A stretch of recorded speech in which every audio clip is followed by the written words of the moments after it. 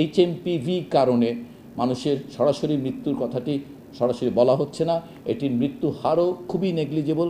কোথাও কোথাও এটাকে 1000-এ একজন বলা হয় বটে, কিন্তু এটা সুস্থ মানুষের ক্ষেত্রে তাও না।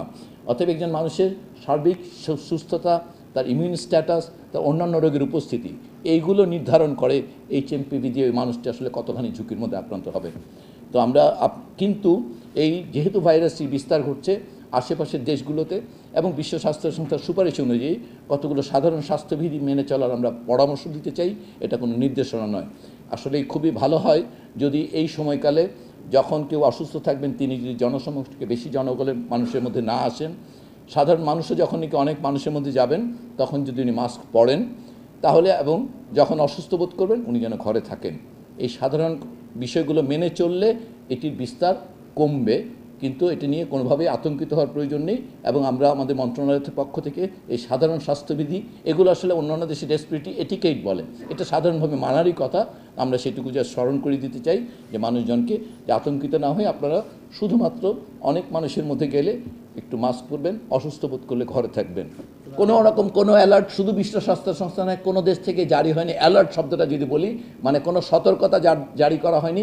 কতগুলো বিষয়ে পরামর্শ দেওয়া হয়েছে বিভিন্ন দেশে, সেটা চীন, ভারত বা বিশ্ব স্বাস্থ্য সংস্থার একটা পুরনো অনেক দিনের একটা গাইডলাইন আছে, সেখানেও তারা কিছু কথা বলেছে, কিন্তু সেগুলো খুবই সাধারণ পরামর্শ আকারে, কোনোভাবেই সেগুলোকে সতর্কতা বলা যাবে না। যে একটি কনফাইন্ড স্পেসে যদি বেশি মানুষ থাকে অথবা মনে করেন শপিং মল যেখানে অনেক মানুষ থাকবে, সেখানে সবাই তো সুস্থ নাও হতে পারে, দু একজনের অসুস্থতা থাকার কারণে ভাইরাসটি ছড়াতে পারে। আরেকটি ব্যাপারে স্পষ্ট উল্লেখ করছি, সেটা হচ্ছে হাত ধোয়া। বারে বারে হাত ধোয়াটা খুবই জরুরি এই ভাইরাসের ক্ষেত্রে। মাস্ক পরা, বারে বারে হাত ধোয়া, এই দুটো কাজ যদি করা যায় এটা সংক্রমণের বিস্তার রোধ করবে।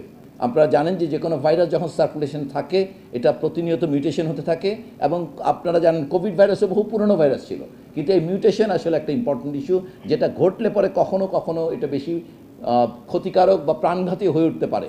সো একটি ভাইরাস সার্কুলেশন থাকলে আমাদের সবসময় চেষ্টা করতে হবে যেন ভাইরাসটি কম মুভ করে। আমরা যদি একটি মাটির বল বা এরকম একটা নরম একটি বল আমরা হাতে হাতে ঘোরাতে থাকি, এটা শেপ অল্টার হতে থাকে।